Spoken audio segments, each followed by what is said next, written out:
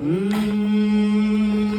man mayadayad kuno yang oras kag madawgang inadlaw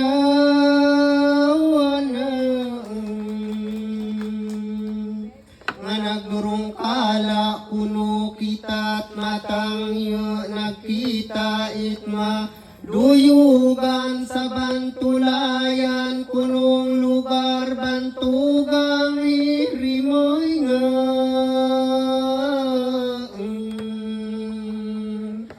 iman suwilin ko na mo malimtan kag hindi makabalikan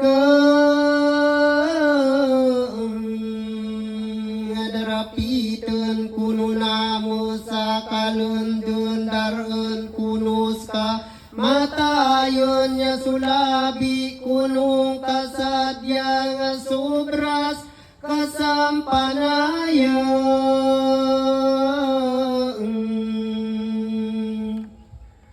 Apot sambalon, maayong adlaw sa inyo tanan.